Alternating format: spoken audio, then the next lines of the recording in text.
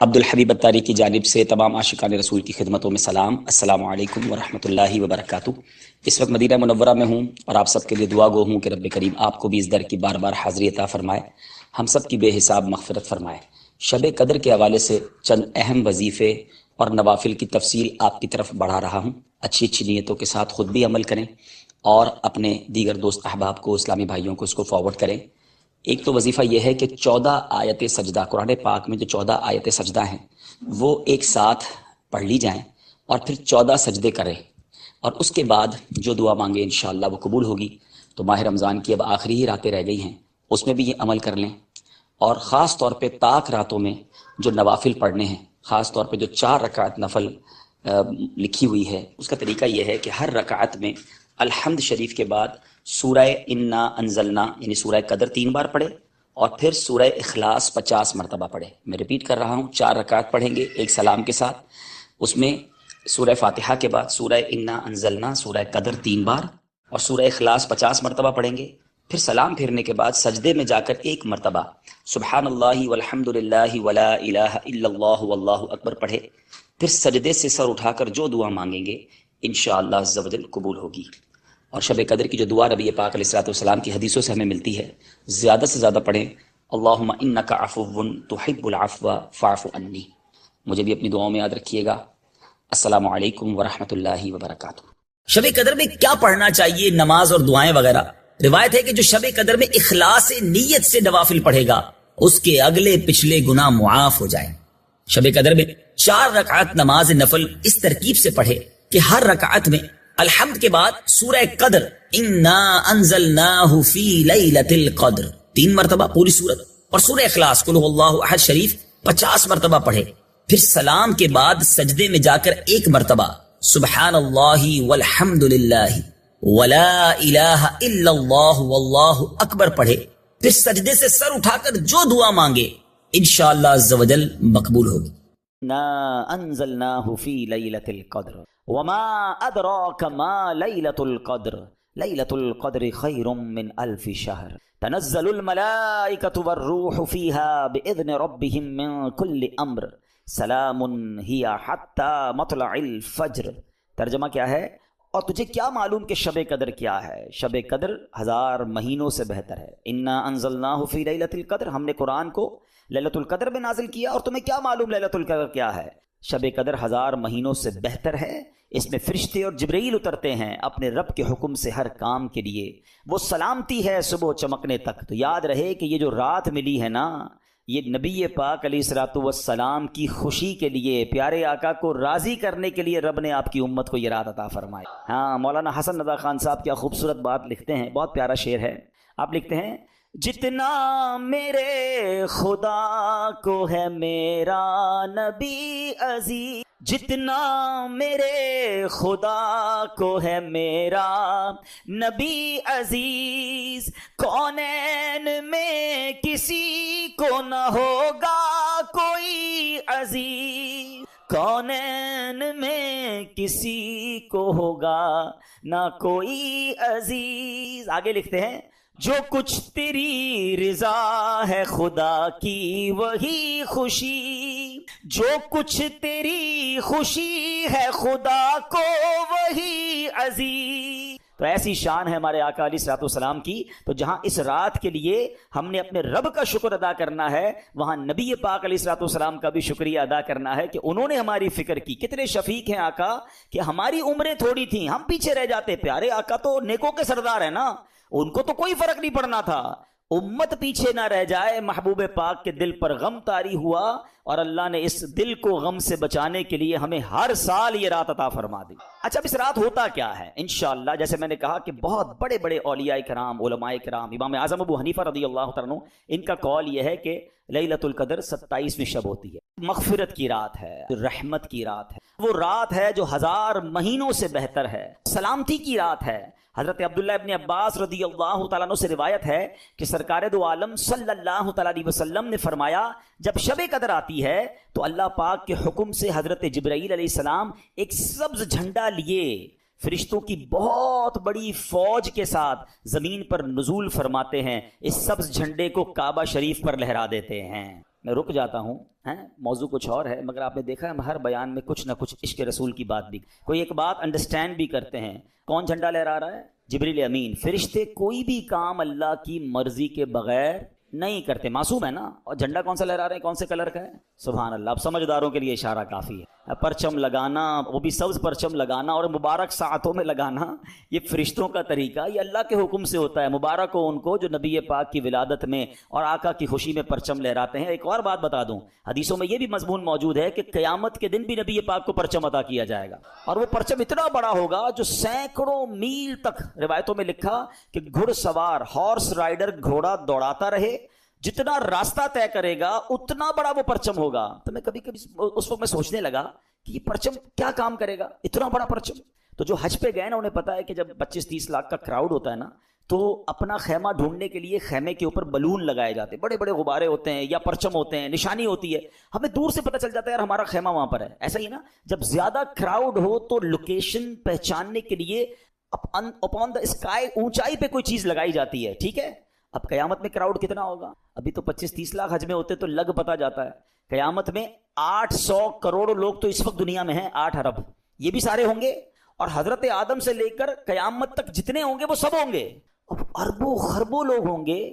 ہم پیارے آقا کو کیسے تلاش کریں گے کہ کہاں ہے نبی پاک؟ ہم گناہگار تو پتہ نہیں کہاں ہوں گے۔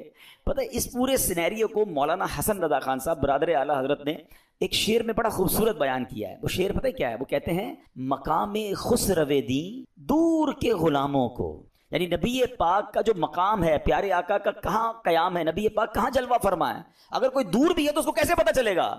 مقام خسرو دین دور کے غلاموں کو لوائے حمد کا پرچم بتا رہا ہوگا۔ تو آقا کا پرچم دیکھ کر پرچم والے پہچان جائیں گے، چلو چلو میرے آقا وہاں پر ہیں۔ ایک روایت کے مطابق ان فرشتوں کی تعداد، آپ کو پتہ ہے کتنے فرشتے آتے ہیں؟ فرمایا ان فرشتوں کی تعداد روئے زمین کی کنکریوں سے بھی زیادہ ہوتی ہے، یعنی پوری دنیا میں جتنے کنکر ہیں نا، انسان تو چھوڑ دیں، ان کنکریوں کی تعداد سے زیادہ فرشتے زمین پر نازل ہوتے ہیں، اور یہ سب سلام و رحمت لے کر نازل ہوتے ہیں۔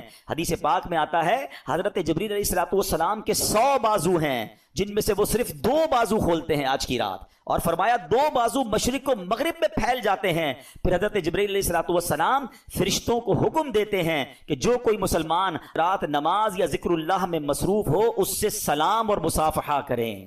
ہاں، فرشتے مصافحہ کریں گے مسلمانوں سے، جو نماز میں ہوگا، جو عبادت میں ہوگا، اور ان کی دعاؤں پر آمین کہو۔ فرشتوں کو آرڈر کیا ہے کہ لیلۃ القدر جتنے مسلمان عبادت کر رہے ہیں ان سے سلام مصافحہ کرنا ہے، ان کی دعاؤں پر آمین کہنا ہے، اور فرشتے یہ عمل جاری رکھتے ہیں، اور یہ عمل صبح تک جاری رہتا ہے۔ سلام ہی حتی مطلع الفجر، یہ صبح صادق تک جاری رہتا ہے۔ لیلۃ القدر رات سونا نہیں ہے، کچھ اور نہیں، بس دعائیں مانگی جائیں، اللہ سے عرض کرنا ہے، جھولی پھیلانی ہے، مغفرت طلب کرنی ہے، پھر نہیں پتا کہ زندگی میں یہ موقع آئے گا کہ نہیں آئے گا۔ مانگ لو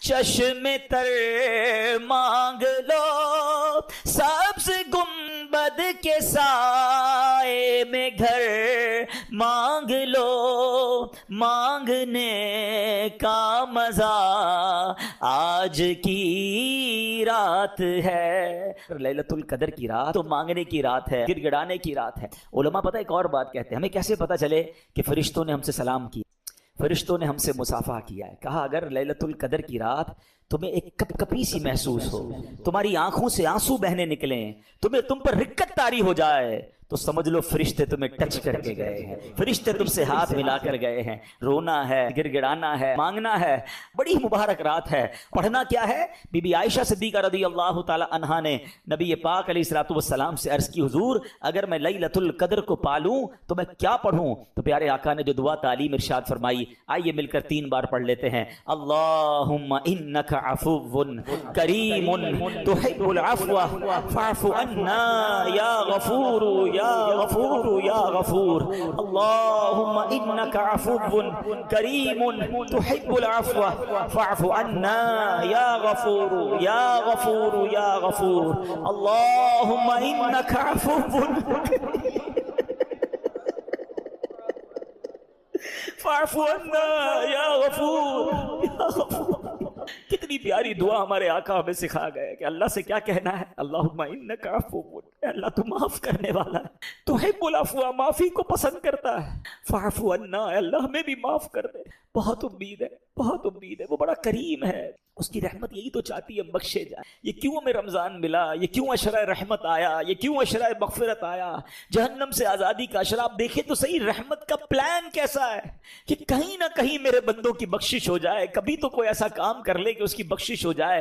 फिर लैलतुल कद्र भी अता फरमा दी इस महीने में। रिवायतों में आता है रमजान की हर इफ्तार के वक्त 10 लाख 1 मिलियन गुनाहगार जहन्नम से आजाद किए जाते। और फिर रमजान में जुमा आता है तो फरमाया हर घड़ी 10-10 लाख गुनाहगार आजाद किए जाते हैं। लैलतुल कद्र तो 1000 महीनों से बेहतर है। एक और रात जिसको हम मिस कर जाते हैं, मुझे आज उस पर भी बात करनी है, और वो रात है, वो है लैलतुल जायजा। ये कौन सी रात है? ये आनी है चांद रात। हाँ, इसको मिस कर जाते हैं हम। ये बड़ी कमाल की रात है। जायजा किसको कहते हैं? अरबी में जायजा कहते हैं इनाम, इनाम की रात है ये रात है। अल्लाह करीम फरिश्तों से फरमाता है, फरिश्तों बताओ उस मजदूर के बारे में क्या कहते हो जिसने मजदूरी पूरी की। फरिश्ते कहते हैं या अल्लाह, मजदूर को मजदूरी तो पूरी मिलनी चाहिए। अल्लाह फरमाता है मेरे फरिश्तों गवाह हो जाओ, मैंने उन सब की मगफिरत फरमा। यानी लैलतुल जायजा में हदीसों में मजमून मिलता है कि पूरे महीने में जितने बख्शे जाते हैं ना, उस पूरे महीने की काउंटिंग के मुताबिक सिर्फ उस एक रात में बख्शिश होती है। मगर बदकिस्मती से होता यह है कि चांद दिखते ही लोग मस्जिदों से गायब हो जाते हैं। पता नहीं क्या हो जाता है। इस बार ऐसा नहीं करना, खुदा के वास्ते ये इनाम की रात जाया मत करना। मगरिब के बाद चांद दिख जाए तो ईशा पढ़ने भी लोग नहीं आते। हम जबान से तो नहीं कहते, मगर हम प्रैक्टिकली मैसेज पता है क्या देते हैं? क्या शैतान, जब तक तू बंद था ना, तब तक हम रहमान के बंदे थे, जब तक हम अल्लाह की मान रहे थे। जैसे ही तू आजाद हुआ, अब हमने अल्लाह से ताल्लुक छोड़ा, अब हम तेरा वेलकम करेंगे, अब तेरी बातें माने। हम क्या करते हैं? हम क्यों रब को नाराज कर बैठते हैं? अरे अल्लाह ने इतना दिया, इतनी रहमतें, इतनी बरकतें, इतनी स्पिरिचुअलिटी, इतनी रूहानियत मिली आपको, क्या 2-4 दिन में ही खत्म कर दोगे? ऐसा मत करना। बहुत बहुत रमजान हमने ऐसा किया है। इस बार आ गए हो ना रहमत के घर में, इस बार आ गए हो ना अल्लाह की बारगाह में, अब जुड़ जाओ, अब वापस मत जाना। खुद बताओ कितना लुत्फ है। इस तरह का लुत्फ कहीं और दुनिया में मिलता है? कि करीम पता है किधर बैठे हैं इस वक्त? मैं और आप करीम के घर में बैठे, रहमान के घर में बैठे, और इंशाअल्लाह वो करीम हमें इसी तरह अपनी बारगाह में जन्नत में बैठना भी नसीब फरमाएगा। ये हम हैं जो उसे छोड़कर चले जाते हैं, उसकी रहमत तो बुलाती है। हम हैं जो भाग जाते हैं, हम हैं जो दूर हो जाते हैं। अरे ऐसा सुकून कहाँ है दुनिया में, मुझे बताओ ना। मैं जानता हूं आप में से बहुत सारे वो लोग हैं जो 5 स्टार होटल्स में, 7 स्टार होटल्स में, बिजनेस क्लास में, पता नहीं क्या क्या ट्रेवल आपने किया होगा। अपने दिल से पूछकर बताओ इस वक्त जो आपके दिल पर सुकून तारी है दुनिया में कहीं और? हाँ, मक्के मदीने में आता है, नमाज में आता है, इबादत में आता है, अल्लाह के घर में ये सुकून आता है। फिर हम क्यों चले जाते हैं? प्लीज इस मुबारक रात अल्लाह से कुछ वादे करके जाना है। इस मुबारक रात हमें रब से पक्की दोस्ती करके जाना है। वो पता है कितनी रहमत वाला है और उसकी रहमत कितनी बड़ी है। आइए मैं आपको एक वाकया सुनाता हूं। आपको पता होगा कि हजरत हमजा नबी पाक अलैहिस्सलाम के चचा हैं, सैयदुश्शुहदा, और ये इतने अजीज चचा हैं। अगर हजरत हमजा रदी अल्लाह तआला अन्हु से नबी पाक का जो लेवल ऑफ लव और रिस्पेक्ट और कनेक्शन था ना, वो कुछ और था। अब हम उम्र भी थे, नबी पाक की उम्र और आपकी उम्र में इतना फर्क भी नहीं था। अच्छा, आपको शहीद किया गया और वो शहीद भी बड़ी बेदर्दी से की, और आपका कलेजा चबाया गया, और का तवील दास्तान है। मगर आपको टारगेट करके जो शहीद करने वाला था ना, वो कौन था पता है? उसका नाम था वाहशी। ठीक है, अब नबी पाक अलैहिस्सलाम का दिल देखें, प्यारे आका की ब्रॉड मेंटालिटी देखें, और अल्लाह की रहमत देखें। नबी पाक अलैहिस्सलाम ने वहशी के पास एक कासिद भेजा। उस वाक़े के कुछ अरसे के बाद एक मैसेंजर भेजा और कहा कि जाओ वहशी को इस्लाम की दावत दो। दुश्मन, चचा को कत्ल करने वाला, मगर दिल देखें कि ये भी किसी तरह इस्लाम में आ जाए। हैं, अब जरा नेगोशिएशन देखिएगा। होना क्या चाहिए? लॉजिक ये कहती है कि बंदा कहे यार मुझ जैसे गुनाहगार को इतनी बड़ी ऑफर, चलो यार इस्लाम कबूल कर लेता हूं। मगर वहशी ने अजीब सा जवाब दिया है। वो कहते हैं कि आप ये कहते हैं, अपने नबी को कहो कि आप तो ये कहते हैं कि जिसने किसी जान को कत्ल किया, अल्लाह का शरीक ठहराया, जिना किया, तो कयामत के दिन उसके लिए तो अजाब दुगना कर दिया जाएगा और वो हमेशा उसमें रहेगा। मैंने तो ये सारे काम किए, तो क्या मेरे लिए कोई रुखसत है? मतलब ये सारी लिस्ट तो मैंने करके बैठा हुआ हूं।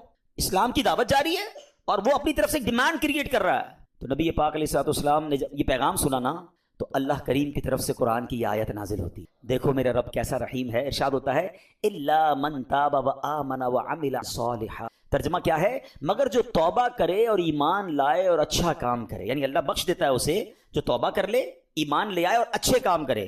تو جب یہ دوبارہ آیت بھیجی گئی کہ دیکھو اللہ نے آیت نازل کر دی ہے، اگین قاصد جاتا ہے کس کے پاس؟ وحشی کے پاس، کہ اللہ کی طرف سے یہ میسج آ گیا ہے. تو وحشی کہتا ہے یہ شرط تو بڑی سخت ہے، ممکن ہے میں اس پہ عمل نہ کر سکوں، ٹھیک ہے ایمان لے آؤں گا، مگر بعد میں اچھے کام نہ کر سکوں تو پھر میرے لیے کیا حکم ہوگا؟ اس کے علاوہ کوئی رخصت ہے، کوئی اور میرے لیے فلیکسیبلٹی ہے؟ اللہ اکبر. آپ دوبارہ اگر شاید سینیریو میں جو سمجھانا چاہ رہا ہوں کہ نیگوشیشن کس سے ہو رہی ہے؟ جس نے پہلے ہی بہت زیادہ ہرٹ کیا ہوا ہے، جس نے پہلے ہی بڑی ان کو معاف کر دینا ہی بڑی بات تھی، مگر نیگوشیشن ہو رہی ہے. وہ کہتے ہیں اور کوئی رخصت ہے؟ میں کیسے اچھے کام کروں؟ ضروری تو نہیں اچھے کام کروں، نہیں بخشا گیا پھر مارا جاؤں گا. تو اب جب نبی پاک علیہ الصلوۃ والسلام کے پاس یہ میسج پہنچتا ہے تو قرآن کی ایک اور آیت نازل ہوئی. بے شک اللہ اسے نہیں بخشتا جس نے اس کے ساتھ کفر کیا، اور کفر سے نیچے جو کچھ ہے اللہ جسے چاہے معاف کر دیتا ہے. یعنی کفر نہ ہو، شرک نہ ہو، اللہ جسے چاہے معاف کر دیتا ہے. اگین یہ آیت وحشی کے پاس بھیجی گئی. دیکھو ایک اور پیغام آ گیا، ایک اور میسج، ایک اور فلیکسیبلٹی. ہائے ہائے ہائے. پتہ کیا کہتا ہے؟ کہتا ہے اس میں بھی تو ایک آپشن ہے نا، اللہ جسے چاہے بخش دے. کیا پتہ میری مغفرت نہ ہو؟ کوئی اور رخصت ہے تو بتائیں. سوچ رہے ہیں بات؟ اب انڈرسٹینڈ کر رہے ہیں کیا نیگوشیشن کا لیول ہے؟ کوئی اور بات ہے تو بتائیں. اس پہ بھی تو رب نے یہی فرمایا نا، اللہ جسے چاہے بخش دے. ہو سکتا ہے میری بخشش نہ ہو، میں نہ بخشا جاؤں، پھر کیا ہوگا؟ اللہ اکبر. ابھی بھی مجھے شبہ ہے. جب یہ میسج گیا نا تو اب قرآن کی ایک اور آیت، ہائے ہائے ہائے میں رب کی عطا پر قربان جاؤں، رب کی رحمت پر قربان جاؤں. ارشاد ہوتا ہے، اب اس کا ترجمہ سنو اور ایمان تازہ کر لو.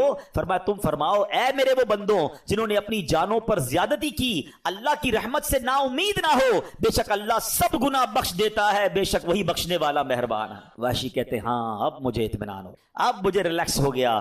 اللہ اکبر. وہ کلمہ پڑھ کر مسلمان ہو گئے. اے میرے پیارے اسلامی بھائیوں، اب ذرا سوچئے، آپ کو پتہ ہے حضرت وحشی کو اب رتبہ کیا مل گیا؟ ایمان لائے نا. کس کی بارگاہ میں آ کر؟ نبی پاک کی بارگاہ میں آ کر. اللہ کے نبی کو ایمان کی حالت میں دیکھا. صرف اسلام نہیں ملا، صرف مغفرت کی گارنٹی نہیں ملی، بلکہ حضرت وحشی کو صحابی ہونے کا درجہ بھی مل گیا. اب ہم ان کے نام کے ساتھ حضرت وحشی رضی اللہ تعالیٰ لکھیں کیونکہ وہ اسلام لے آئے، اور اسلام لانے کے بعد پچھلے سارے گناہ معاف ہو جاتے ہیں. اللہ اکبر. مگر ایک اور کمال پتہ ہے کیا ہوا؟ جب یہ سب کچھ ہو گیا نا تو اب ایک صحابی رسول نے عرض کی حضور یہ حکم صرف وحشی کے لیے؟ یہ جو آفر تھی یا قرآن کی آیتیں نازل ہوتی گئیں، کیا یہ حضرت وحشی کے لیے یہ ہے؟ یہ سارے مسلمانوں کے لیے ہے؟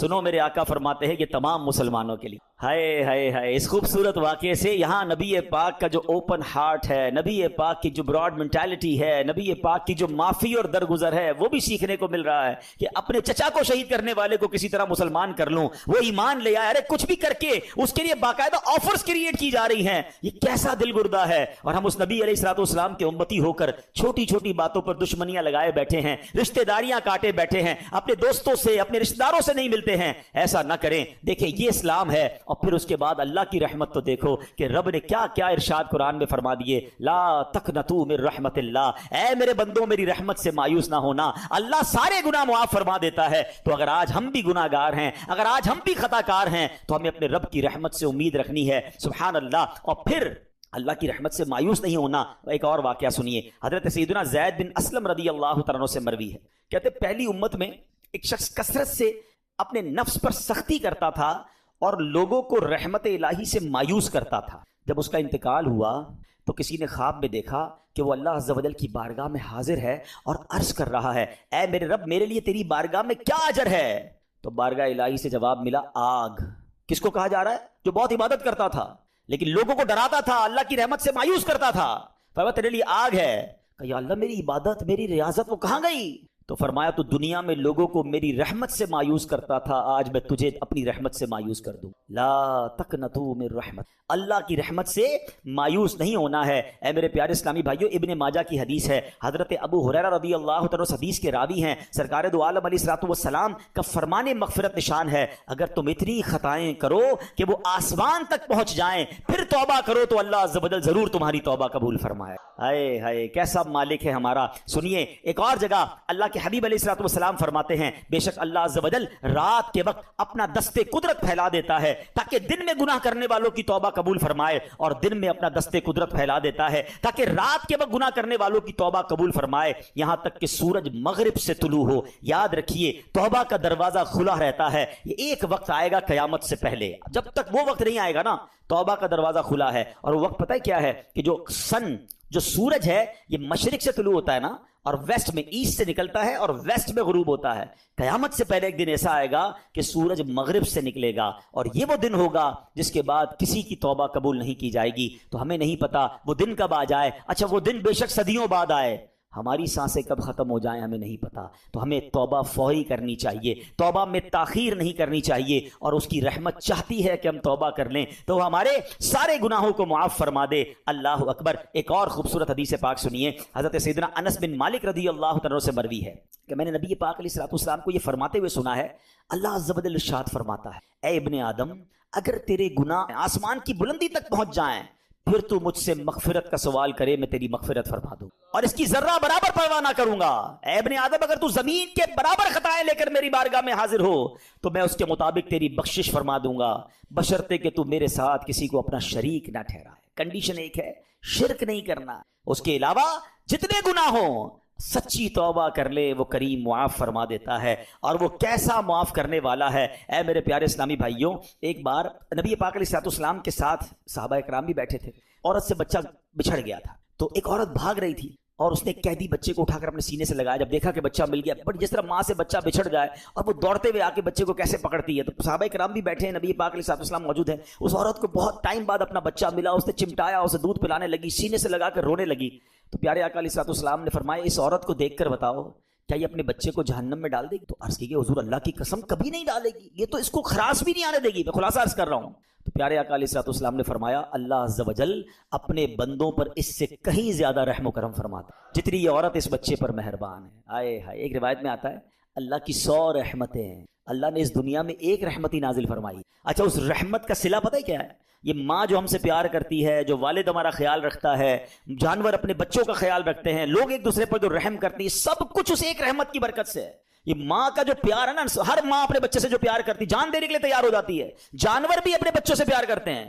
روایتوں میں آئیے سب اس ایک رحمت کا صلہ ہے جو پوری دنیا میں آپ کو رحم نظر آتا ہے. فرمایا 99 رحمتیں قیامت کے دن کے لیے باقی رکھی. اللہ قیامت کے دن وہ 99 رحمتیں شامل کر کے اپنے بندوں کی بخشش فرمائے گا. ہائے ہائے, کیسا رحیم, کیسا کریم ہے میرا مولا. اے میرے پیارے اسلامی بھائیوں, حضرت سیدنا جابر بن عبداللہ سے مروی ہے کہ نبی پاک علیہ الصلوۃ والسلام کا فرمان, میری شفاعت میری امت کے کبیرہ گناہ والوں کے لیے ہے. اور اسی طرح ایک اور صحابی کے بارے میں آتا ہے کہ ایک اعرابی نے عرض کی, اب دیکھیں اللہ پر بھروسہ کیسا, کہتے حضور کیا قیامت کے دن گناہ گاروں کا حساب رب خود لے گا, اللہ حساب لے گا؟ تو نبی پاک علیہ الصلوۃ والسلام نے کہا ہاں وہ خود لے. تو عربی مسکرانے لگ گئے, ریلیکس تھا, عربی گاؤں سے آیا ہوا تھا, صحابہ دیکھ رہے ہیں. تو نبی پاک علیہ الصلوۃ والسلام نے اس سے مسکرانے کی وجہ پوچھی کہ جواب تو بڑا سیویئر تھا کہ کون حساب لے گا, اللہ لے گا. میں نے کہا اللہ لے گا, تو مسکرا رہے ہو؟ تو کہتا ہے جب کریم کسی پر قدرت پاتا ہے نا تو معاف کر دے, جب حساب لیتا ہے تو درگزر فرماتا ہے. اے ہائے, نبی پاک نے فرمایا یہ عربی سچ کہے, جان لو اللہ سے بڑا کریم کوئی نہیں, وہ سب کریموں سے بڑھ کر کریم ہے. کریم قابو پا لے نا تو پھر معاف ہی کر دیتا ہے. اس کو پتا ہے بندہ پھنس گیا ہے, اس کی پکڑ ہو گئی ہے, وہ معاف کر دیتا ہے. اور اللہ تو سب سے بڑا کریم ہے, سب سے بڑا معاف کرنے والا ہے. ایک کمال کا میں آپ کو واقعہ سناتا ہوں, حضرت موسیٰ علیہ نبینا علیہ الصلوۃ والسلام کے دور کا واقعہ. اللہ کریم نے آپ کو حکم دیا کہ اے موسیٰ فلاں علاقے میں جاؤ, میرے ایک ولی کا انتقال ہو گیا ہے, تو اس کا جا کر نماز جنازہ ادا کرو, غسل کفن کا انتظام کرو. آپ ادھر گئے, آپ نے جب غسل کفن کے لیے کوشش کی تو لوگ کہنے لگے آپ کدھر آ گئے, یہ تو بڑا گناہ گار, بڑا بدکار اور زمانے کا بیکار شخص ہے, آپ اس کا جنازہ پڑھنے آئے ہیں. بہرحال آپ نے وہ سارا کچھ کر دیا. پھر اللہ سے کہا کہ یا اللہ بندے تو یہ کہہ رہے ہیں تیرا نافرمان تھا, گناہ گار تھا, اور تو فرماتا ہے تیرا ولی. اللہ نے فرمایا موسیٰ بات یہ بندے سے بات تو صحیح, یہ جو کہہ رہے ہیں نا یہ سب ٹھیک کہہ رہے ہیں, مگر بات یہ ہے کہ اس بندے نے مرنے سے پہلے جب اس کی وفات کا وقت قریب آیا نا تو 5 کلمات کے ذریعے اس نے مجھے پکارا, اے موسیٰ میں نے ان 5 کلموں کی وجہ سے اس کی مغفرت فرما دی. حضرت موسیٰ نے کہا یا اللہ مجھے 5 سینٹنس بتا دے, مجھے وہ 5 کلمات بتا دے کہ صدیاں گناہ کر کے اتنے بڑے گناہ گار کو صرف 5 کلموں کے لیے بخش دیا تو نے. اب ذرا ان 5 سینٹنس کی خوبصورتی, ڈیپتھ اور اللہ سے کنیکٹیوٹی سمجھیے گا. کاش یہ بات سمجھ آ جائے کہ توبہ کہتے کس کو ہیں, اللہ سے کنیکٹیوٹی کسے کہتے ہیں. ہم کانوں کو ہاتھ لگانا یا اللہ میری توبہ, ہمارے تو اسٹائل ہی دوسرے ہیں نا. توبہ کسی اور شے کا نام ہے, توبہ کے لیے کوئی بہت بڑا اہتمام کرنے کی ضرورت نہیں ہے, بس دل سے ایک بار پکارنے کی, سچی پکار ہو جائے, ایک بار سچی کنیکٹیوٹی ہو جائے, وہ کریم پچھلے سارے گناہ معاف فرما دیتا. اس پتہ ہے گناہ گار نے وہ 5 جملے کیا کہے, وہ کہتا ہے اللہ تو جانتا ہے کہ میں نیکوں سے محبت کرتا ہوں اگرچہ خود نیک نہیں ہوں. ذرا سوچئے, میں خود نیک نہیں ہوں مگر تو جانتا ہے مجھے نیکوں سے پیار بڑا ہے, دوسرا سینٹنس کیا تھا؟ یا اللہ تو جانتا ہے میں گناہ گاروں سے بغض رکھتا ہوں، فاسقوں سے بغض رکھتا ہوں، حالانکہ میں خود گناہ گار ہوں. سمجھ رہے بات کو؟ اپنے گناہوں کا اعتراف، اقبال جرم ہے. بندے کو کہو تو گناہ گار، بولتا ہے میں کدھر گناہ گار بھائی، مجھ سے بڑا تو نہیں کی کوئی. ہم تو پہلے یہی ماننے کے لیے تیار نہیں کہ میرے گناہ کتنے ہیں. اللہ کی بات دنیا سے چھپا لو، اللہ سے چھپتا نہیں کچھ. ادھر اقبال کریں، ادھر مانیں، ایکسپٹ کریں. ہاں دنیا کی عدالت میں اگر ہم کہیں جا کے اپنا جرم ایکسپٹ کر لیں سزا سنائی جاتی ہے. سبحان اللہ، میرے رب کی رحمت کے انداز ہی نرالے ہیں، اس کی عدالت کے دستور نرالے ہیں. کوئی سچے دل سے جا کے مان لینا یا اللہ میں سب سے بڑا گناہ گار، اس کی رحمت اس کی بخشش فرما دیتی ہے. اس نے کہا کیا یا اللہ ہوں بڑا گناہ گار، میں گناہ گاروں سے نفرت رکھتا ہوں مگر مولا خود بھی گناہ گار ہوں. تیسرا جملہ کیا تھا؟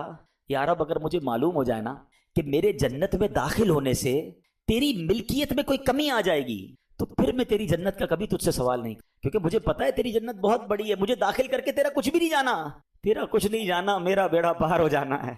تو پھر میں تجھ سے کیوں نہ مانگوں؟ مجھے بخشنے میں تیرا کیا جائے گا؟ تو کریم، تیری جنت بہت بڑی، تیری رحمت بہت بڑی. تو یا اللہ مجھے اگر یہ معلوم ہو جائے کہ مجھے جنت میں داخل کرنے سے تیری ملکیت تھوڑی ہو جائے گی پھر میں جنت نہیں مانگوں گا. چوتھا سینٹنس کیا تھا؟ یا رب اگر مجھے معلوم ہو جائے کہ میرے جہنم میں داخل ہونے سے تیری ملکیت میں اضافہ ہو جائے گا تو میں جہنم سے تیری پناہ بھی نہیں مانگوں گا. اگر جہنم میں ڈالنے سے تیری ملکیت میں، تیرے ملک میں اضافہ ہو رہا ہے تو پھر مجھے ڈال دے جہنم میں راضی ہوں. مگر مجھے پتا ہے کہ مجھے جہنم میں ڈالنے سے تیری ملکیت میں کوئی اضافہ نہیں ہوگا. تو ویسے ہی مالک ہے، تو ویسے ہی خالق ہے، سب کچھ تیرا ہے. اور آخری جملہ سنیے، وہ کیا کہتا ہے؟ یا رب اگر تو مجھ پر رحم نہیں کرے گا تو پھر کون کرے گا؟ اگر اللہ رحم نہیں کرے گا تو کون کرے گا؟ آج اس کی رحم کی بھیک لینے تو آئے ہیں، آج اس کے کرم کی خیرات لینے تو آئے. ہم مانتے ہیں یا اللہ، ہم سب ایکسپٹ کرتے ہیں ہم نے بہت گناہ کیے، ہم نے بہت خطائیں کی، لوگوں سے ڈر لگتا رہا کہ کوئی دیکھ نہ لے. مالک معلوم تھا تو دیکھ رہا ہے، پھر بھی ہم نے گناہ کیے، دروازے بند کر کے گناہ کیے، لائٹ آف کر کے گناہ کیے، علاقے تبدیل کر کے گناہ کیے. ہم سب مانتے ہیں مولا، مگر یہ پتا ہے ہمیں بخش دے گا تو تیری رحمت میں کمی نہیں آئے گی، تیرا جائے گا کچھ نہیں. ہم بھی تیرے بندے ہیں، ہم بھی تیرے بندے ہیں، تیرے محبوب کے امتی ہیں مولا. تو رحم نہیں کرے گا تو کون رحم کرے گا؟ آج اسی توجہ کے ساتھ اپنے اعمال پر نظر کرنی ہے میرے پیارے اسلامی بھائی. ایسے کریم سے کوئی دور نہیں ہوتا ہے، ایسے کریم سے کوئی نافرمانی نہیں کرتا ہے. وہ کیسے بخشتا ہے، وہ کیسے معاف کرتا ہے. میں نے کہا نا ایک لمحے کی کنیکٹیویٹی چاہیے. حضرت عمر کا دور ہے اور ایک شرابی شراب کی بوتل لیے جا رہا ہے. حضرت عمر نے دیکھ لیا کہ بتاؤ اس میں کیا ہے. اب مجھے بتائیے، شراب کی بوتل ہے ہاتھ میں، حضرت عمر سامنے ہے، حضرت عمر کی عدالت ہے، آپ کا دبدبا ہے، آپ کا ایک خوف ہے، آپ کا ایک رولنگ سسٹم ہے. اسے پتا ہے میں پکڑا گیا تو گیا، ریڈ ہینڈ گیا، اب تو آج مارا جاؤں گا. ڈرتے ڈرتے کہتا ہے حضور یہ سرکہ ہے. شراب کی بوتل میں کیا ہے؟ سرکہ. حضرت عمر کہتے ہیں مجھے دکھاؤ. اب پلیز ٹرائی ٹو انڈرسٹینڈ کہ کتنا فرق ہوگا اس بندے اور حضرت عمر میں، اور یہ کتنی سیکنڈ کی کانورزیشن ہوگی. دیر از نو بگ کانورزیشن، کوئی زیادہ ٹائم ہی نہیں تھا. دیکھو یہ ہے توبہ. وہ بندہ دل ہی دل میں اللہ سے پتہ کیا کہتا ہے؟ اللہ آج بچا لے، آج عمر کے سامنے ذلیل ہونے سے بچا لے. مالک وعدہ کرتا ہوں آج کے بعد شراب نہیں پیوں گا. اس نے کوئی مسجد میں جا کر دعا نہیں کی، کوئی ہاتھ نہیں اٹھائے، کوئی چیخو پکار نہیں کی، بس دل سے پکارا اپنے اللہ کو، اللہ آج بچا لے، آج بچا لے. آپ کو پتہ کیا ہوا؟ ڈرتے ڈرتے اس نے شراب کی بوتل حضرت عمر کے ہاتھ میں دی، اور وہ شراب کی بوتل جب حضرت عمر کے ہاتھ میں جاتی ہے تو وہ سرکہ بن چکی ہوتی ہے. ایسا ہے میرا مالک، ایسا ہے میرا مالک. مجھے ایک بات بتاؤ یار، اللہ کو ہمارے کتنے گناہ پتا ہے؟ کبھی سوچا ہے آپ نے؟ یہ گناہ لوگوں کو پتا چل جائیں، سارے چھوڑو یار، 2-4 پتا چل جائے، ہماری عزت کا کیا حال ہوگا؟ کوئی منہ لگائے گا ہمیں؟ کوئی ساتھ بٹھائے گا ہمیں تھوکے گا بھی نہیں ہمارے منہ پر کہ تو ایسا انسان ہے، ہم تجھے کیا سمجھتے ہیں، تو یہ کرتا ہے اکیلے میں؟ اتنے گناہ سب اسے پتا ہے، مگر سوچو نہ وہ کھانا روکتا ہے، نہ سانسیں روکتا ہے، نہ نعمتیں روکتا ہے، نہ ذلیل کرتا ہے. ارے ایسے کریم سے کوئی غداری کرتا ہے، کوئی ایسے کریم کی نافرمانی کرتا ہے، کوئی ایسے کریم کو چھوڑ کر جاتا ہے، کوئی اس کی عبادت سے منہ موڑتا ہے. ذرا سوچو تو صحیح ہم کر کیا رہے ہیں. خدا کی قسم رب سے محبت کرو، وہ بڑا کریم ہے. دیکھو نا کتنے عیب چھپائے، ہمیں عزتیں بھی دے رہا ہے. وہ پنجابی شاعر کہتے ہیں نا، ایک گناہ میرے ماں پیو ویکھن مینو عمری منہ نہ لاویں. ایک گناہ میرے ماں پیو ویکھن مینو عمری منہ نہ لاویں. لکھ گناہ میرا مالک ویکھے وہ پھر بھی پردے پاوے. دنیا میں 1-2 خطائیں ہو جائیں، ماں باپ گھر سے نکال دیتے ہیں. ایسا نافرمان بیٹا نہیں چاہیے. اللہ کو تو سب پتا ہے نا. میرے پیر و مرشد لکھتے ہیں نا اپنے کلام میں، تجھے تو خبر ہے میں کتنا برا ہوں تجھے تو خبر ہے، میں کتنا برا ہوں تو عیبوں کو میرے چھپایا الہی، تو عیبوں کو میرے چھپایا الہی، بنا دے مجھے نیک نیکوں کا صدقہ، بنا دے مجھے نیک نیکوں کا صدقہ، گناہوں سے مجھ کو بچایا الہی، گناہوں سے مجھ کو بچایا الہی۔ مل کر پھر شب قدر کی دعا، اللہم انک عفو کریم تحب العفو فاعف عنا یا غفور یا غفور، اللہم انک عفو کریم تحب العفو فاعف عنا یا غفور یا غفور یا غفور، اللہم انک عفو کریم تحب العفو فاعف عنا یا غفور یا غفور یا غفور۔ پتہ ہے وہ کیسا کریم ہے؟ آئے میں آپ کو بخاری شریف کی حدیث سناتا ہوں۔ حضرت سیدنا ابو ہریرہ رضی اللہ تعالیٰ عنہ سے مروی ہے کہ جناب رسول اللہ صلی اللہ تعالیٰ علیہ وسلم کا فرمان ہے، میرا بندہ جب کوئی گناہ کر لیتا ہے پھر کہتا ہے اے میرے مولا میں نے گناہ کر لیا ہے مجھے معاف کر دے، تو اللہ فرماتا ہے میرا بندہ جانتا ہے کہ اس کا کوئی رب ہے جو گناہ معاف بھی کرتا ہے اور پکڑ بھی لیتا ہے، اے فرشتوں گواہ ہو جاؤ میں نے اپنے بندے کو بخش دیا۔ پھر جتنا رب چاہتا ہے وہ ٹھہرا رہتا ہے، پھر اسے گناہ ہو جاتا ہے، پھر عرض کرتا ہے یا الہی میں نے گناہ کر دیا ہے بخش دے۔ اللہ فرماتا ہے میرا بندہ یہ جانتا ہے اس کا کوئی رب ہے جو معاف بھی کرتا ہے اور گناہ پر پکڑ بھی لیتا ہے، فرشتوں گواہ ہو جاؤ میں نے اپنے بندے کی بخشش فرما دی ہے۔ اللہ فرماتا ہے حدیث کے الفاظ ہے بندہ جتنی دیر رب چاہتا ہے وہ ٹھہرتا ہے، پھر گناہ ہو جاتا ہے، پھر کہتا ہے یا اللہ گناہ ہو گیا ہے اے اللہ معاف کر دے۔ اللہ فرماتا ہے میرا یہ بندہ جانتا ہے اس کا کوئی رب ہے جو گناہ معاف بھی کرتا ہے پکڑ بھی لیتا ہے، اے فرشتوں گواہ ہو جاؤ میں نے اپنے بندے کی بخشش کر دی ہے، اب جو چاہے کرے۔ معافی مانگنے والا اس کو اتنا پسند ہے۔ پلیز اے میرے پیارے اسلامی بھائیوں آج بدل کے جانا ہے۔ ہم نے پہلے بھی کئی رمضان گزارے ہیں، کئی بار توبہ بھی کی ہے، یہ آنسو پہلے بھی بہے ہیں، مگر کیا وجہ ہے کہ جب رمضان جاتا ہے ہم پھر گناہوں پہ پڑ جاتے ہیں، حرام دیکھتے ہیں، حرام سنتے ہیں، حرام بولتے ہیں، کئی حرام کماتے ہیں۔ خدا کے واسطے یہ نہ کریں، ہمیں نہیں پتا ہم کتنا جئیں گے۔ نوجوان نظر آ رہے ہیں، کیا جوان نہیں مرتے؟ کیا صرف بوڑھا ہی مرتا ہے؟ ہمیں نہیں پتا، بعض اوقات دادا موجود ہوتا ہے پوتا قبر میں چلا گیا۔ پچھلے رمضان میں کئی لوگ ہمارے ساتھ تھے، اس بار نہیں ہے، کیا پتا اگلے رمضان میں ہم نہ ہوں، ہم قبر میں ہوں۔ اللہ نے پتہ ہے کیا کیا ہے ہمارے ساتھ، آپ کو اندازہ ہی نہیں ہے۔ میرے رب نے ہم پر اتنی بڑی مہربانی کی ہے کہ ہمیں ایک بار پھر مغفرت کا موقع دے دیا، پھر رمضان دے دیا، پھر لیلۃ القدر دے دی، پھر اپنے گھر میں بلا لیا۔ یار اس سے بڑا کیا احسان ہوگا؟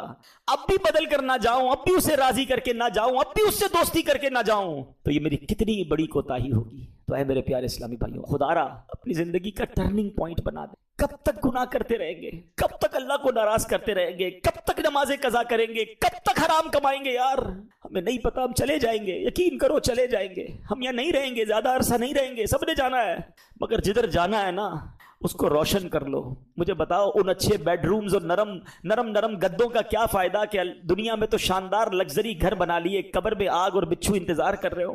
بدل دو اپنی زندگی کو، اللہ کو راضی ہو۔ اس بار ایسا پلان کر لیں کہ کچھ بھی ہو جائے، اب آ گئے نا کریم کے گھر پر، اب اسے ناراض نہیں کریں، اب ہماری کوئی نماز قضا نہیں ہوگی، ہم حرام روزی کے قریب بھی نہیں جائیں گے، ہم رمضان کے بعد بھی مسجد سے اپنا تعلق مضبوط رکھیں گے۔ اچھا یہ نیت پہلے بھی ہوئی ہے، میں اب اپنے بیان کو اینڈ کرتے ہوئے ریزن آپ کو ڈسکس کرنا چاہتا ہوں۔ اس کے پیچھے ریزن ہے ہم کیوں رمضان کے بعد پھر گناہوں میں پڑ جاتے ہیں۔ میں نے بہت غور کیا کہ یار توبہ کرتے وقت سچی نیت ہوتی ہے، لوگ بڑی ایموشن ہوتے ہیں، آنکھوں میں آنسو ہوتے ہیں، نیتیں کرتے ہیں، پھر کیوں چینج نہیں ہوتے؟ تو اس کی ایک بڑی وجہ پتہ ہے کیا ہے؟ بڑی وجہ یہ ہے کہ ہم رمضان کے بعد جا کر بیٹھتے انہی دوستوں میں ہیں، اسی گیدرنگ میں جاتے ہیں جو بے نمازیوں کی ہیں جو حرام کام کرنے والوں کی ہے، بلکہ وہ ایسے دوست ہیں کہ اگر ہم نماز پڑھیں تو مذاق اڑاتے ہیں، کہتے ہیں بھائی پڑھ لی نا رمضان میں جتنی پڑھ لی تھی، اب کیا کرنا ہے؟ ارے ٹوپی لگانا شروع کر دے کوئی تو دوست مذاق اڑانا شروع کر دی، کیا ٹوپی پہننا شروع کر دی ہے، بس جمعہ پڑھ لیتے ہو ٹھیک ہے۔ اب دوستوں کا پریشر جو ہے نا ہمیں نماز کی طرف نہیں آنے دیتا۔ ماشاءاللہ کئی لوگ رمضان میں داڑھی شریف کی نیت کرتے ہیں، تھوڑی تھوڑی شیپ بھی بڑھ جاتی ہے، دوست مذاق اڑاتے ہیں بھائی کیا مولوی بننا ہے، وہ شیو کر دیتے ہیں، دوست اس کو سنیما میں لے جاتے ہیں، دوست اس کو غلط کاموں میں لے جاتے ہیں، اور وہ بیچارہ جس نے رمضان میں توبہ بھی کی تھی، نیت بھی کی تھی، انہی گیدرنگ میں جا کر وہ پھر برباد ہو جاتا۔ کیا اس بار بھی یہی ارادہ ہے آپ کا؟ اپنے پہلے دل سے پوچھ لو کہ مجھے نیک بننا ہے کہ نہیں بننا، نہیں بننا تو پھر تمہاری مرضی، اور اگر نمازی رہنا ہے، اللہ کا اچھا بندہ رہنا ہے، قبر روشن کرنی ہے، آخرت بہتر کرنی ہے، تو you have to forward some steps, کچھ تو آپ کو آگے بڑھ کے کرنا پڑے گا نا۔ اس پہ سب سے پہلا کام یہی ہوگا کہ آپ برے دوستوں کو چھوڑ دیں، آپ اچھے دوست اپنے، آپ بے نمازیوں کے ساتھ نمازی نہیں بن سکیں گے، آپ جواریوں کے ساتھ بیٹھ کر، شرابیوں کے ساتھ بیٹھ کر اللہ کا پسندیدہ بندہ نہیں بن سکیں گے۔ ہمارے کچھ بچے یہ نوجوان بیٹھے ہیں نا، یہ کہتے ہیں ہم بڑے پکے ہیں بھائی، ہمارے دوست شراب پیتے ہیں ہم نہیں پیتے، ہم تو صرف بیٹھتے ہیں، وہ جوا کھیلتے ہیں ہم تو صرف بیٹھتے ہیں، ہمیں پتہ ہے وہ غلط کام کر رہے ہیں ہم بیٹھتے ہیں۔ حضرت آج آپ بیٹھ رہے ہیں، تھوڑے دنوں بعد آپ یہ کام کریں۔ یہ دنیا کا دستور ہے کہ اچھوں کی صحبت تجھے اچھا بنا دے اور برے کی صحبت تجھے برا بنا دے۔ یہ بچوں کو سمجھ نہیں آتا، نوجوانوں کو سمجھ نہیں آتا۔ چلے میں آپ کو ایک لاجیکلی ایگزامپل سے سمجھا دیتا ہوں۔ دنیا میں کسی بھی ہیروئن چی، کسی بھی شرابی، کسی بھی جواری، کسی بھی گیمبلر، کسی بھی جناب قاتل، کسی بھی چور سے اگر ملاقات ہو جائے، اس سے ایک سوال پوچھ لیجئے گا، یہ عادت کدھر سے ملی ہے؟ کیا جواب دیں گے سب؟ بتائیے نا، میں نہیں کہہ رہا، خود کہہ رہے ہیں، کہاں سے ملی ہے؟ دوستوں سے۔ کوئی ایک نہیں کہے گا کہ جناب برتھ ڈے کے دن امی نے گفٹ میں جو مجھے نا چرس کا سگریٹ دیا تھا کہ بیٹا آج برتھ ڈے گفٹ ہے، یا ابو نے پستل لا کے دی تھی بیٹا یہ جاؤ چوری شروع کر دو۔ یہ ساری عادتیں برے لوگوں کو دوستوں سے ہی ملی ہیں۔ ہم کیوں یہ سمجھتے ہیں مجھے نہیں ملیں گی؟ یہ امپیکٹ ہے، صحبت اثر رکھتی ہے۔ اب آپ کہیں گے جناب اس دور میں اچھے دوست کہاں ملیں گے؟ ہاں، دس از دا گڈ کوسچن۔ الحمدللہ آج کے دور میں دعوت اسلامی کا بہاؤ، جہاں ہمیں اچھے دوست ملتے ہیں، ہم نماز نہ پڑھیں تو بلانے آ جاتے ہیں، آپ مدنی قافلوں میں سفر کریں، آپ دعوت اسلامی کے اجتماعات میں آئیں، آپ فیضان مدینہ جانا شروع کریں تاکہ ہماری کنیکٹیوٹی رہے، ہم آتے رہیں، ہم مسجد سے جڑے رہیں۔ اور ایک آخری بات کر لیتا ہوں، ایک فارمولا دے دیتا ہوں، اگر آپ پنکچوئل رہنا چاہتے ہیں نا نماز میں عید کے بعد بھی، تو میں آپ کو ایک فارمولا آج دے دیتا ہوں۔ دیکھیں ایک بات یاد رکھیں، شیطان چھوٹے گا چاند رات کو، جب وہ چھوٹے گا نا اس کا ایک ہی ٹارگٹ ہوگا، اتنا غصے میں ہوتا ہے کہ وہ چاہتا ہے کہ ان 3 دنوں میں ان کے ساری روحانیت بیڑا غرق کر دوں، میں تیا پاچا کر دوں، ان کی اسپرچولیٹی ساری برباد کر دوں، سنیما میں، ڈراموں میں، تفریح گاہوں میں، پتہ نہیں وہ ہلا گلا 3 دن لوگ مچاتے ہیں کہ پتہ نہیں شیطان چھوٹا ہے یا یہ چھوٹے ہیں۔ سوچیے تو صحیح، ہم اللہ کے بندے ہیں بھائی، تو ہم کیوں بھاگ جاتے ہیں مسجد سے؟ مطلب رمضان یعنی ایک چاند دیکھ کر مسجد آباد، اگلا چاند دیکھ کر مسجد ویران، یہ کون سا مذاق ہے؟ یہ رمضان نے تو پریکٹس کروائی نا میری اور آپ کی، یعنی یہ بہانہ ختم کر دیا ہمارا رمضان نے کہ میں 5 وقت نماز نہیں پڑھ سکتا۔ رمضان نے یہ سکھایا کہ ہم بھی چاہیں تو 5 وقت نماز پڑھ سکتے ہیں، تو رمضان کے بعد بھی پڑھ سکتے ہیں۔ تو آپ نے کرنا یہ ہے کہ یہ جو 3 دن ہے نا، اس میں آپ نے اپنے اوپر سختی یہ رکھنی ہے کہ میں نے 5 کی 5 نمازیں عید کے 3 دن باجماعت پڑھنی ہے، پڑھیں گے انشاءاللہ۔ اس سے پتہ کیا ہوگا؟ یہ طوفان نکل جائے گا۔ ہاں، آپ نے 3 دن اپنے آپ کو لوز کیا نا، آپ پھر نہیں آ سکو گے۔ شیطان 3 دن میں ڈسکنٹینیو کرتا ہے۔ آپ نے شیطان کو جواب یہ دینا ہے کہ کچھ بھی ہو جائے، بے شک میرے گھر پہ مہمان ہیں، ان کو بھی کہوں گا چلو بھائی نماز پڑھ کے آتے ہیں۔ وہ کہنا یار عید رمضان تو چلا گیا، تو بھائی رمضان کے بعد بھی نماز فرض ہے، چلے دوبارہ چلتے ہیں۔ آپ نے اگر یہ 3 دن میری بات مان لی، امیر اہل سنت کا اعلان کرتے ہیں، کچھ لوگوں کو سمجھ نہیں آتا، وہ نباز ہیں، وہ حکیم الامت ہیں، ان کو پتا ہے کیسے لوگوں کو ٹریٹ کرنا ہے۔ وہ کہتے ہیں 3 دن مدنی قافلے میں چلے جاؤ۔ لوگ کہتے ہیں یار عید کے 3 دن مدنی قافلہ سفر کراتے ہیں، بھائی عید تو گھر والوں کے ساتھ گزارنی ہے۔ ان کو پتا ہے کہ 3 دن طوفان آئے گا، سیلاب آئے گا، اس سیلاب سے ہٹ کے جو اللہ کے گھر میں چلا گیا، سیلاب گزر جائے گا، واپس زندگی میں جائے گا، نارمل لائف ہو جائے گی، نمازیں باقی رہیں گی۔ تو واقعی ایسا ہے، اگر 3 دن اپنے آپ کو اپنے گناہوں سے بچا لیا، نمازوں کی پابندی کی، آپ انشاءاللہ دعا دیں گے آپ کی نماز جاری رہے گی، آپ کا انشاءاللہ گناہوں سے بچنا جاری رہے گا۔ ان 3 دنوں میں گناہوں کے سیلاب میں بہنا نہیں ہے۔ اللہ پاک ہم سب کو اس عید پر بھی، لیلۃ الجائزہ میں بھی اپنی خوشی والے کام کرنے کی توفیق عطا فرمائے۔ ہم مسلمان ہیں، ہماری عید بہت پاکیزہ ہونی چاہیے۔ یاد رکھیے اسلام میں سیلیبریشن کا کوئی منع نہیں ہے، خوشی کا کوئی منع نہیں ہے۔ اچھے کپڑے پہنیں، اچھے کھانے کھائیں، بچوں کو عیدی دیں، فیملی کے ساتھ ٹائم گزاریں، دوستوں کے ساتھ دعوت کھائیں، ایوری تھنگ از اوکے۔ ہر چیز میں ایک بات یاد رکھ لیں، ایک آخری بات کہہ دوں، شیطان نے نا ہمارے ساتھ ایک اور گیم کی، بڑی عجیب گیم کی۔ شیطان نے ہمارے ساتھ گیم یہ کی ہے کہ ہم جب بھی خوشی مناتے ہیں نا، whenever we try to celebrate something، ہر خوشی میں شیطان نے اللہ کو ناراض کرنے والا کام ایڈ کروا دیا۔ اب مجھے پہلے ایک بات بلند آواز سے بتائیں گے، خوشی دینے والا کون ہے؟ دولت دینے والا کون ہے؟ گھر دینے والا کون ہے؟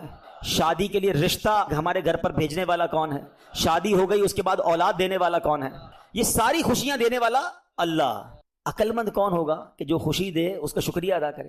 ہیں دنیا بھی کہتے ہیں نا، آپ کو کوئی گفٹ دے آپ اس کو جزاک اللہ کہتے ہیں یار اتنا اچھا گفٹ دیا، اس کو ناراض نہیں کرنا. ہمیں شیطان نے اتنی بڑی بے وقوفی میں ڈالا ہے کہ جب جب اللہ کوئی خوشی دیتا ہے ہم ہر خوشی میں اللہ کو ناراض کرتے ہیں. آپ کہیں کیسے؟ چلیں ابھی بتاتا ہوں. آپ شادی ہوتی ہے کتنی مشکل سے ہوتی ہے، پوچھو ان ماں باپ سے جن کے بچوں کے رشتے نہیں آئے. آپ کے گھر میں شادی ہوئی، کون سا گناہ ہے جو شادی میں لوگ نہیں کرتے؟ ناچ گانے ڈھول تماشے میوزک بے پردگی. اب تو وہ ہو رہا ہے جو زبان سے بھی ادا نہیں ہو پا رہا. ہوتا ہی نہیں ہوتا. لوگوں سے کہو یار کیا کر رہے ہو، خوشی میں چلتا ہے. خوشی میں نہیں چلے گا، خوشی چلی جائے گی، کیونکہ خوشی رب نے دی ہے نا. اگر وہ ناراض ہو گیا تو تمہاری خوشی چلی جائے گی. ہم نے دیکھا ہے 2-2 کروڑ روپے شادی پہ خرچ کیے، پتہ نہیں کانسرٹ کیے، ہنگامے کیے، ڈھول تماشے کیے، فائر ورکس کیے، اور آ کر تھوڑے دنوں بعد کہتے ہیں حضرت دعا کرے بچی سسرال میں خوش نہیں ہے، 4 سال ہو گئے اولاد نہیں ہے. تم نے اللہ کو ناراض کرنے میں کوئی کسر چھوڑی تھی؟ قرآن کہتا ہے لئن شکرتم لازیدنکم، تم میرا شکر ادا کرو میں تمہیں اور عطا کروں گا. اچھا اولاد دی اللہ نے، بڑی دعائیں کی، اللہ نے بچہ دے دیا. بچے کی برتھ ڈے میں کیا کرتے ہیں؟ کیا قرآن خوانی نہیں ہو سکتی؟ کیا نعت خوانی؟ کون کہتا ہے کیک نہ کاٹے؟ کاٹے بھائی کیک، کھلائیں دوستوں کو، بلائیں فیملی کو، لیکن اس میں ڈھول تماشا کدھر سے آ گیا، میوزک کدھر سے آ گیا، بے پردگی کیوں شامل کی؟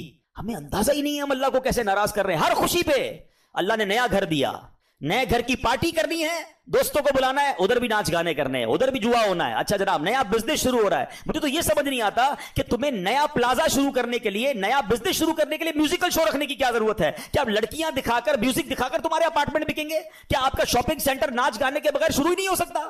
آپ خود سوچیں، آپ نیا کاروبار شروع کر رہے ہیں، یہاں سجدے ہونے چاہیے تھے یا صدقے ہونے چاہیے تھے. بلڈر آپ لوگوں کو پتہ نہیں کیا ہو جاتا ہے، اپنے پروجیکٹ کی جب بھی پروموشن کی آپ کو ویڈیو جاری کرتے ہیں، ذرا آپ اس کے کمرے دکھاتے ہیں، اس کی آفیسز دکھاتے ہیں، پیچھے میوزک لگا دیتے ہیں. ہر بندہ آپ کی ویڈیو دیکھے گا، آپ کو حرام کا گناہ ملے گا. آپ رب کو ناراض کر رہے ہیں، کیا وہاں کوئی اچھا سا کلام لگا دیں؟ یعنی عقل نہیں ہے کہ ہم ہر خوشی میں، ہر اسٹارٹ اپ میں، ہر بار اپنے رب کو ناراض کر رہے ہیں، اور پھر ہم کہتے ہیں ہماری نعمتوں کو نظر لگ گئی، کاروبار ٹھپ ہو گیا، بچے خوش نہیں ہیں. ہم نے کسر کیا چھوڑی ہے؟ دنیا کا دستور ہے یار گفٹ دو، اور اگر سامنے والا شکریہ نہ دے ہم آئندہ گفٹ نہیں دیتے. ہم اللہ کو الٹا ناراض کرتے ہیں ہر خوشی میں. پلیز عید بھی خوشی ہے، اللہ نے دی ہے، کرے نا خوشیاں. مزہ کیا ہے کہ میں اپنی عید بھی مناؤں، اللہ کے 2 بندوں کو بھی عید کے تحفے دے کر ان کی بھی خوشیاں بڑھا دوں. لیکن نہیں، مجھے تو ناراض کرنا ہے اللہ کو. نمازیں قضا کرنی ہے، بے حیائی کرنی ہے، فلمیں ڈرامے گانے باجے. ارے بھائی اسٹوروں پہ میوزک چلنا، ایسا لگتا ہے شیطان کا استقبال ہو رہا ہے. 1 مہینے سے بند تھا، چلو بل کے ویلکم کرتے ہیں. نہ کریں ایسا. ہم یہ بہت بڑی غلطی کر رہے ہیں. لاجک بھی یہ کہتی ہے، عقل بھی یہ کہتی ہے کہ جب اللہ عطائیں بڑھائے ہم سجدے بڑھائیں، ہم شکر بڑھائیں، ہم صدقے بڑھائیں. ہو کیا رہا ہے؟ وہ عطائیں بڑھاتا ہے، ہم خطائیں بڑھاتے. تھوڑے پیسے تھے، تھوڑے گناہ تھے. زیادہ پیسے ہوئے، ارے یار میں تو انتظار کر رہا تھا پیسے آ جائیں، اب اپنے سارے ارمان پورے کروں گا، اب ساری عیاشیاں کروں گا. وہ رب نے تمہیں اس لیے دیے تھے. سوچیں، عقل یہ کہتی ہے ادھر سے عطائیں بڑھتی رہیں، ادھر سے سجدے شکرانے بڑھتے رہیں. بہت کچھ کہہ گیا میں، عقل مندوں کے لیے اشارہ کافی. ایک جملہ اگر میرے ساتھ دہرا لو، میرے دل میں بہت دکھی ہوں اس معاملے میں. ایک جملہ آج آپ اگر لے جائیں، نوجوان بھی لے جائیں، یہ بچے اسٹینڈ لو نا کہ میری شادی میں اللہ کو ناراض نہیں کروں گا. اپنے ماں باپ کو کہو کہ میں شادی کے بعد لائف آپ نے گزارنی ہے، چند دوستوں کو خوش کرنے کے لیے کر لو گے ہلا گلا، نہ فنکشن اور نہ ناراضگی، اللہ والے کام. بعد میں زندگی تو تم اپنی وائف کے ساتھ گزارو گے، اولاد نہ ہوئی اور خوشیاں نہ ملی تو کیا کرو گے؟ تو میں آج ایک جملہ دینا چاہتا ہوں، آج کے بعد میں ہمیشہ ایسے خوشی مناؤں گا کہ میں بھی خوش، میرے گھر والے بھی خوش، اور خوشیاں دینے والا میرا مالک بھی خوش. کریں گے ایسا؟ عقل بھی یہ کہتی ہے یار. اور آئندہ ایک اور انشاءاللہ کا بلند نعرہ دل سے کہ آج کے بعد ایسی کوئی خوشی نہیں مناؤں گا جس میں خوشی دینے والے رب کو ناراض کروں. صلو علی الحبیب.